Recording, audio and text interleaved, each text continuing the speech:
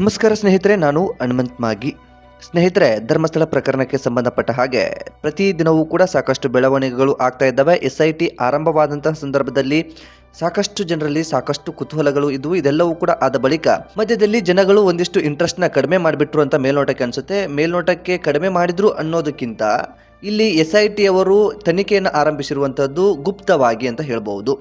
ಆರಂಭದಲ್ಲಿ ಏನಾಗಿತ್ತು ಅಂತಂದರೆ ಉತ್ಖನನ ಆಗಿರ್ಬೋದು ಅಥವಾ ಸ್ಥಳ ಮಹಜರು ಮಾಡುವಂಥದ್ದಾಗಿರ್ಬೋದು, ಅದೆಲ್ಲವೂ ಕೂಡ ಮಾಧ್ಯಮಗಳ ಕಣ್ಣಿಗೆ ಆಗಿರ್ಬೋದು ಅಥವಾ ಸಹಜವಾಗಿ ಜನಗಳ ಕಣ್ಣಿಗೆ ಕಾಣಿಸುವ ರೀತಿಯಲ್ಲಿತ್ತು. ಹಾಗಾಗಿ ಸಾಕಷ್ಟು ವರದಿಗಳು ಆ ರೀತಿಯಾದಂಥ ಒಂದಿಷ್ಟು ಬೆಳವಣಿಗೆಗಳು ಆಗ್ತಾ ಇದ್ವು. ಹಾಗಾಗಿ ಜನಗಳು ಕೂಡ ಸಾಕಷ್ಟು ಇದರ ಬಗ್ಗೆ ಇಂಟ್ರೆಸ್ಟ್ ತೋರಿಸ್ತಾ ಇದ್ರು. ಎಲ್ಲವೂ ಕೂಡ ಆದ ಬಳಿಕ SIT ತನ್ನ ಕಾರ್ಯವನ್ನು ಅಥವಾ SIT ಈ ಒಂದು ಚಿನ್ನಯ್ಯನನ್ನು ಅರೆಸ್ಟ್ ಮಾಡಿದ ನಂತರ ತನಿಖೆಯನ್ನು ಗುಪ್ತವಾಗಿ ಪ್ರಾರಂಭಿಸಿತು. ಇದಾದ ಬಳಿಕ ಜನರಿಗೆ ಮಾಹಿತಿ ಕೂಡ ಸಾಕಷ್ಟು ಬರೋದಕ್ಕೆ ಸಾಧ್ಯವಾಗಲಿಲ್ಲ. ಹಾಗಾಗಿ ಇದರ ಬಗ್ಗೆ ಒಂದಿಷ್ಟು ಜನಗಳು ಇಂಟ್ರೆಸ್ಟನ್ನು ಕಡಿಮೆ ಮಾಡಿದ್ರು ಅಂತ ಹೇಳ್ಬಹುದು.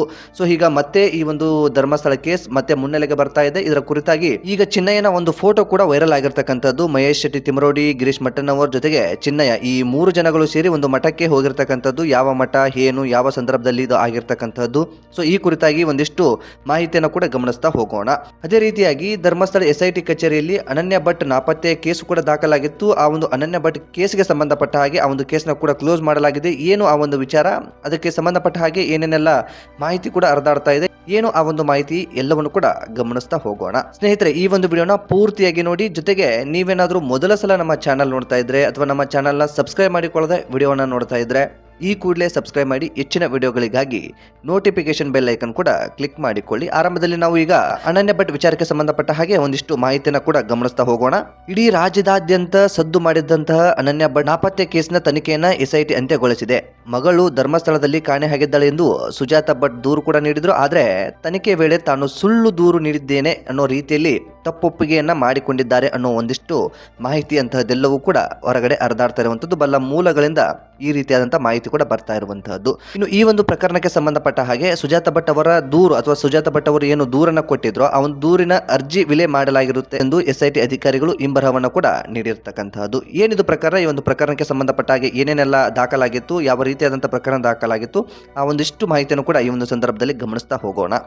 ಧರ್ಮಸ್ಥಳದಲ್ಲಿ ಸಾಮೂಹಿಕವಾಗಿ ಹೆಣ ಹೂಳಲಾಗಿದೆ ಎಂದು ಅನಾಮಧೇಯ ವ್ಯಕ್ತಿಯೋರ್ವ ಮಾಡಿದ್ದ ಆರೋಪ ದೇಶದಾದ್ಯಂತ ಬಿರುಗಾಳಿಯನ್ನು ಕೂಡ ಎಬ್ಬಿಸಿತ್ತು. ಇದೆಲ್ಲರಿಗೂ ಕೂಡ ಗೊತ್ತಿರುವಂತಹ ವಿಚಾರ. ಈ ಸಂದರ್ಭದಲ್ಲಿ ಪ್ರತ್ಯೇಕವಾಗಿದ್ದ ಸುಜಾತ ಭಟ್ ಎಂಬುವರು ಧರ್ಮಸ್ಥಳದಲ್ಲಿ ಕಾಣೆಯಾಗಿದ್ದಾಳೆ ಎಂದು ದೂರನ್ನು ಕೂಡ ನೀಡಿದ್ರು. 2003ರಲ್ಲಿ ಮಣಿಪಾಲ್ನಲ್ಲಿ MBBS ವಿದ್ಯಾರ್ಥಿನಿಯಾಗಿದ್ದಂತಹ ತನ್ನ ಮಗಳು ನಾಪತ್ತೆಯಾಗಿದ್ದಳು ಅನ್ನೋ ರೀತಿಯಲ್ಲಿ ಒಂದು SITಗೆ ದೂರನ್ನು ಕೂಡ ಕೊಟ್ಟಿದ್ದಳು.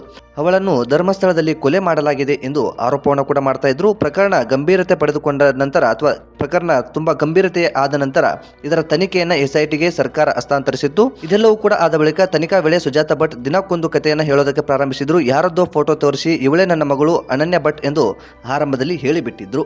ಆದರೆ ಅದು ಅವರ ಮಗಳ ಫೋಟೋ ಅಲ್ಲ, ಬದಲಾಗಿ ವಾಸಂತಿ ಎಂಬುವರ ಫೋಟೋ ಎಂಬ ವಿಷಯ ರಿವೀಲ್ ಆಗ್ತಾ ಇದ್ದ ಹಾಗೆ ಆ ಬಳಿಕ ತಮ್ಮ ಹೇಳಿಕೆ ಬದಲಾಯಿಸಿದ್ದ ಸುಜಾತ ಭಟ್ ಆಕೆ ತನ್ನ ಸ್ನೇಹಿತರ ಮಗಳು ಎಂದು ಹೇಳೋದಕ್ಕೆ ಪ್ರಾರಂಭಿಸಿದ್ಲು. ಇಲ್ಲಿ ಎಲ್ಲರಿಗೂ ಕೂಡ ಸಹಜವಾಗಿ ಒಂದು ಗೊಂದಲ ಆರಂಭವಾಗಿ ಬಿಡುತ್ತೆ. ಆರಂಭದಲ್ಲಿ ಹೇಗಿತ್ತು ಅಂತಂದ್ರೆ ಸುಜಾತ ಭಟ್ ಏನ್ ಹೇಳಿದ್ರು ಆ ಎಲ್ಲವೂ ಕೂಡ ಸತ್ಯ ಅನ್ನೋ ರೀತಿಯಲ್ಲಿ ಒಂದಿಷ್ಟು ವರದಿಗಳು ಕೂಡ ಆಗ್ತಾ ಇತ್ತು. ಎಲ್ಲ ಜನಗಳು ಕೂಡ ನಂಬಿ ಬಿಟ್ಟಿದ್ರು. ಆಗ ನಾವು ಕೂಡ ಅದೇ ರೀತಿಯಾಗಿ ನಂಬಿ ಬಿಟ್ಟಿದ್ವಿ. ಸಾಕ್ಷಿ ಆಧಾರಗಳು ಎಲ್ಲವೂ ಕೂಡ ನಾಶವಾದ ಬಳಿಕ ಮಗಳೇ ಇಲ್ಲ ಅನ್ನೋದು ಎಷ್ಟರ ಮಟ್ಟಿಗೆ ಸರಿ ಅನ್ನೋ ಮಟ್ಟಕ್ಕೆ ಒಂದು ಕ್ಷಣ ನಾವು ಕೂಡ ಬಂದು ಬಿಟ್ಟಿದ್ವಿ. ಆದರೆ ಈ ಒಂದು ಸುಜಾತ ಭಟ್ ಬೇರೆ ಬೇರೆ ರೀತಿಯಾದಂಥ ಹೇಳಿಕೆಗಳನ್ನು ಅಥವಾ ಬೇರೆ ಬೇರೆ ಮಾಧ್ಯಮಗಳಲ್ಲಿ ಬೇರೆ ಬೇರೆ ರೀತಿಯಾದಂಥ ಹೇಳಿಕೆಗಳನ್ನು ಕೊಡೋದಕ್ಕೆ ಪ್ರಾರಂಭಿಸಿದ ಬಳಿಕ ಅನುಮಾನಗಳು ಕೂಡ ಆರಂಭವಾದವು. ಈಗ ಆ ಒಂದು ಮುದುಕಿ ಆ ಒಂದು ಅವರಿಗೆ ಏನು ಹೇಳಬೇಕು ಗೊತ್ತಿಲ್ಲ, ಅವರಿಗೆ ವಯಸ್ಸಿಗೆ ಮರ್ಯಾದೆ ಕೊಡಬೇಕು ಅಥವಾ ಅವರು ಮಾಡಿರ್ತಕ್ಕಂಥ ಕುತಂತ್ರಕ್ಕೆ ಏನು ಹೆಸರಿಡಬೇಕು ಗೊತ್ತಾಗ್ತಾ ಇಲ್ಲ. ಬದಲಿಗೆ ಆ ಒಂದು ಪ್ರಕರಣಕ್ಕೆ ಸಂಬಂಧಪಟ್ಟ ಹಾಗೆ ಸಂಪೂರ್ಣವಾಗಿ ಕ್ಲೋಸ್ ಕೂಡ ಮಾಡಲಾಗಿದೆ.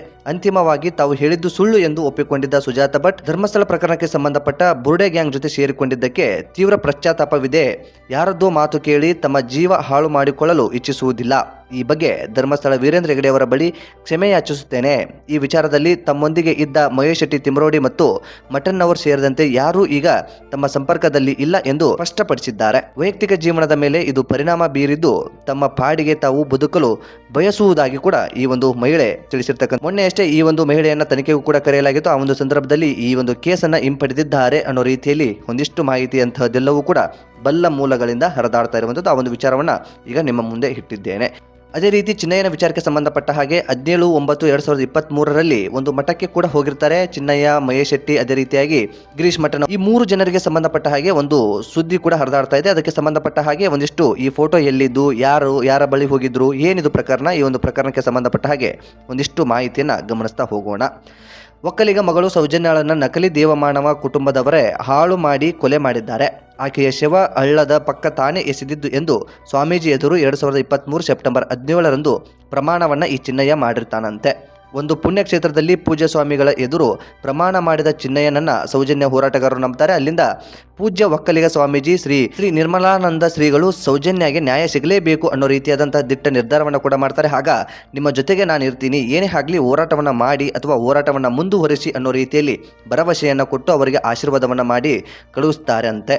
ನಾನು ಮುಖ್ಯಮಂತ್ರಿ ಅವರಿಗೆ ಮಾತನಾಡ್ತೇನೆ, ಒಕ್ಕಲಿಗ ಮಗಳಿಗೆ ಅನ್ಯಾಯ ಆದರೆ ನಾವು ಸುಮ್ಮನಿರೋದಿಲ್ಲ, ನೀವು ಧೈರ್ಯವಾಗಿ ಇರಿ, ನಮ್ಮ ಆಶೀರ್ವಾದ ಸದಾ ನಿಮ್ಮ ಮೇಲೆ ಇರುತ್ತೆ ಎಂದು ಧೈರ್ಯವನ್ನ ಹೇಳಿ ಆ ಒಂದು ಸಂದರ್ಭದಲ್ಲಿ ನಿರ್ಮಲಾನಂದ ಸ್ವಾಮೀಜಿಯವರು ಹೇಳಿ ಕಳುಹಿಸಿ ಬಿಟ್ಟಿರ್ತಾರೆ. ನ್ಯಾಯ ಕೊಡಿಸಲು ಹೋರಾಟಕ್ಕೆ ಇಳಿದಿದ್ದು ಸ್ವಾಮೀಜಿಯ ಆಶೀರ್ವಾದ ಪಡೆದಿದ್ದು ಷಡ್ಯಂತ್ರವೇ ಎಂಬುದು ಈಗ ಸಾಕಷ್ಟು ಪ್ರಶ್ನೆಗಳು ಅಂತಹದ್ದೆಲ್ಲವೂ ಕೂಡ ಕಾಡ್ತಾ ಇದೆ. ಒಟ್ಟಾರೆಯಾಗಿ ಇಲ್ಲಿ ಮೇಲ್ನೋಟಕ್ಕೆ ಏನು ಅನ್ಸುತ್ತೆ ಅಂತಂದ್ರೆ, ಚಿನ್ನಯ್ಯನೇ ಷಡ್ಯಂತ್ರವನ್ನ ಮಾಡಿದ್ನ ಅಥವಾ ಈ ರೀತಿಯಾಗಿ ಪ್ಲಾನ್ ಹಾಕೊಂಡು ಬಂದಿದ್ನ, ಚಿನ್ನಯ್ಯನಿಗೆ ಯಾರಾದರೂ ಈ ರೀತಿಯಾಗಿ ಪ್ಲಾನ್ ಅನ್ನ ಮಾಡಿಕೊಂಡು ಬಂದು ಅವರ ಜೊತೆ ಸೇರು ಅಂತ ಹೇಳಿದ್ರ, ಏನು ಕೂಡ ಗೊತ್ತಾಗ್ತಾ ಇಲ್ಲ. ಇದೊಂದು ಯಕ್ಷ ಪ್ರಶ್ನೆ ಆಗಿಬಿಟ್ಟಿದೆ. ಒಟ್ಟಾರೆಯಾಗಿ ಏನಾಗ್ತಾ ಇದೆ ಅಂತಂದ್ರೆ, ಸರಿಯಾದ ರೀತಿಯಲ್ಲಿ ದಿಕ್ಕು ತಪ್ಪಿಸುವಂತಹ ಕೆಲಸಗಳು ಆಗ್ತಾ ಇದ್ದಾವೆ. ಒಟ್ಟಾರೆಯಾಗಿ SIT ತಂಡವೂ ಕೂಡ ರಚನೆ ಆಗಿತ್ತು.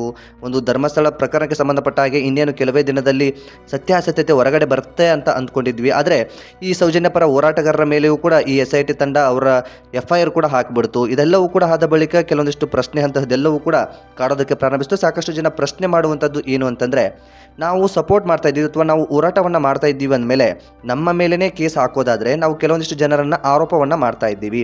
ಕೆಲವೊಂದಿಷ್ಟು ಜನರ ಮೇಲೆ ಆರೋಪ ಕೂಡ ಕೇಳಿ ಬರ್ತಾ ಇದೆ. ಕೆಲವು ವ್ಯಕ್ತಿಗಳ ಹೆಸರು ಕೂಡ ಕೇಳಿ ಬರ್ತಾ ಇದೆ. ಯಾಕೆ ಅವರಿಗೆ SIT ನೋಟಿಸ್ ಕೊಟ್ಟಿಲ್ಲ ಅಥವಾ ಬೆಳ್ತಂಗಡಿ ಪೊಲೀಸ್ನವರು ಯಾಕೆ ಅವರ ಮೇಲೆ ದೂರನ್ನು ದಾಖಲಿಸಿಕೊಂಡಿಲ್ಲ, ಅವರನ್ನು ಯಾಕೆ ವಿಚಾರಣೆಗೆ ಕರೆದಿಲ್ಲ ಅನ್ನೋ ರೀತಿಯಲ್ಲಿ ಒಂದಿಷ್ಟು ಪ್ರಶ್ನೆ ಅಂತಹದ್ದೆಲ್ಲವೂ ಕೂಡ ಕಾಡ್ತಾ ಇದೆ. ಬಹುಶಃ ಯಾರ ಬಗ್ಗೆ ಹೇಳಿದೆ ಅಂತ ನಿಮ್ಗೆ ಅರ್ಥ ಆಗಿರುತ್ತೆ ಅಂತ ಅಂದ್ಕೊಳ್ತೀನಿ. ಅವರ ಹೆಸರನ್ನು ನಾನು ಹೇಳೋದಕ್ಕೆ ಇಷ್ಟಪಡೋದಿಲ್ಲ. ಈ ರೀತಿಯಾದಂಥದ್ದು ಸಹಜವಾಗಿ ಓಡಾಡ್ತಾ ಇರುವಂಥದ್ದು. ನಾನು ಯಾರ ಪರ ಮತ್ತು ವಿರೋಧವಾಗಿ ಮಾತನಾಡ್ತಾ ಇಲ್ಲ, ಬದಲಿಗೆ ಈ ಒಂದು ವ್ಯವಸ್ಥೆಯನ್ನು ಗಮನಿಸ್ತಾ ಹೋದರೆ ಆ ರೀತಿಯಾದಂಥ ಪ್ರಶ್ನೆಯೂ ಕೂಡ ಸಹಜವಾಗಿ ಕಾಡುತ್ತೆ. ಯಾಕೆ ಅಂತಂದರೆ, ಯಾವುದೇ ಒಂದು ವ್ಯಕ್ತಿಯ ಮೇಲೆ ಆರೋಪ ಕೇಳಿ ಬಂದಂತಹ ಸಂದರ್ಭದಲ್ಲಿ ಪೊಲೀಸರು ಅವರನ್ನು ಬಂಧಿಸುವುದಕ್ಕೆ ಮುಂದಾಗ್ತಾರೆ. ಆದರೆ ಈ ಒಂದು ಧರ್ಮಸ್ಥಳ ಪ್ರಕರಣಕ್ಕೆ ಸಂಬಂಧಪಟ್ಟ ಹಾಗೆ ಕೆಲವೊಬ್ಬರ ಹೆಸರು ಕೂಡ ಕೇಳಿ ಬರ್ತಾ ಇದೆ, ಕೆಲವೊಬ್ಬರ ಮೇಲೆ ಆರೋಪಗಳು ಕೂಡ ಕೇಳಿ ಬರ್ತಾ ಇದೆ. ಯಾಕೆ ಅವರಿಗೆ ಇದುವರೆಗೂ ಕೂಡ ನೋಟಿಸ್ ಕೊಟ್ಟಿಲ್ಲ ಅಥವಾ ಅವರನ್ನು ಯಾಕೆ ಬಂಧಿಸುವಲ್ಲಿ ಈ ಪೊಲೀಸರು ಮುಂದಾಗಿಲ್ಲ ಅನ್ನೋ ರೀತಿ ಸಾಕಷ್ಟು ಪ್ರಶ್ನೆಗಳು ಸಹಜವಾಗಿ ಕಾಡುವಂತಹದ್ದು. ಈ ಒಂದು ಧರ್ಮಸ್ಥಳ ಪ್ರಕರಣಕ್ಕೆ ಸಂಬಂಧಪಟ್ಟ ಹಾಗೆ ಚಿನ್ನಯ್ಯನ ಕುರಿತಾಗಿ, ಜೊತೆಗೆ ಈ ಒಂದು ಅನನ್ಯ ಭಟ್ ವಿಚಾರಕ್ಕೆ ಸಂಬಂಧಪಟ್ಟ ಹಾಗೆ ಏನೇನೆಲ್ಲ ಬೆಳವಣಿಗೆ ಆಗಿದೆ, ಚಿನ್ನಯ್ಯ ಆ ಒಂದು ಸಂದರ್ಭದಲ್ಲಿ ಯಾಕೆ ಬಂದಿದ್ದ, ಅದೇ ರೀತಿಯಾಗಿ ಸುಜಾತ ಭಟ್ ಅವರು ದೂರೇನು ಕೊಟ್ಟಿದ್ರು ಅನನ್ಯ ಭಟ್ ಅನ್ನೋ ರೀತಿಯಲ್ಲಿ, ಅದು ಈಗ ಕೇಸ್ ಕೂಡ ಕ್ಲೋಸ್ ಆಗಿದೆ. ಆ ಒಂದು ವಿಚಾರಕ್ಕೆ ಸಂಬಂಧಪಟ್ಟ ಹಾಗೆ ಸಂಪೂರ್ಣವಾದಂತಹ ಮಾಹಿತಿಯನ್ನು ನಿಮ್ಮ ಮುಂದೆ ಇಟ್ಟಿದ್ದೇನೆ. ಸೊ ಈ ಒಂದು ಮಾಹಿತಿಯ ಬಗ್ಗೆ, ಈ ಒಂದು ವಿಡಿಯೋದ ಬಗ್ಗೆ ನಿಮ್ಮ ಅನಿಸಿಕೆ ಏನು ಎಂಬುದನ್ನು ತಪ್ಪದೇ ಕಾಮೆಂಟ್ ಬಾಕ್ಸಲ್ಲಿ ಮೆನ್ಷನ್ ಮಾಡಿ. ಆದಷ್ಟು ಈ ಒಂದು ವಿಡಿಯೋನ ನಿಮ್ಮ ಫ್ರೆಂಡ್ಸ್ ಹಾಗೂ ಫ್ಯಾಮಿಲಿಗೂ ಕೂಡ ಶೇರ್ ಮಾಡಿ, ಅವರಿಗೂ ಕೂಡ ಮಾಹಿತಿ ತಲುಪಲಿ. ಹಾಗಾಗಿ ಈ ವಿಡಿಯೋನ ಶೇರ್ ಮಾಡಿ ಅಂತ ಹೇಳೋದಕ್ಕೆ ಇಷ್ಟಪಡ್ತೀನಿ. ಸೊ ನೀವೇನಾದರೂ ಮೊದಲ ಸಲ ನಮ್ಮ ಚಾನಲ್ ನೋಡ್ತಾ ಇದ್ದರೆ ಅಥವಾ ನಮ್ಮ ಚಾನಲನ್ನು ಸಬ್ಸ್ಕ್ರೈಬ್ ಮಾಡಿಕೊಳ್ಳದ ವಿಡಿಯೋವನ್ನು ನೋಡ್ತಾ ಇದ್ದರೆ ಈ ಕೂಡಲೇ ಸಬ್ಸ್ಕ್ರೈಬ್ ಮಾಡಿ. ಹೆಚ್ಚಿನ ವಿಡಿಯೋಗಳಿಗಾಗಿ ನೋಟಿಫಿಕೇಷನ್ ಬೆಲ್ ಐಕನ್ ಕೂಡ ಕ್ಲಿಕ್ ಮಾಡಿಕೊಳ್ಳಿ. ಮತ್ತು ಮುಂದಿನ ವಿಡಿಯೋದಲ್ಲಿ ಸಿಗೋಣ. ನಮಸ್ಕಾರ.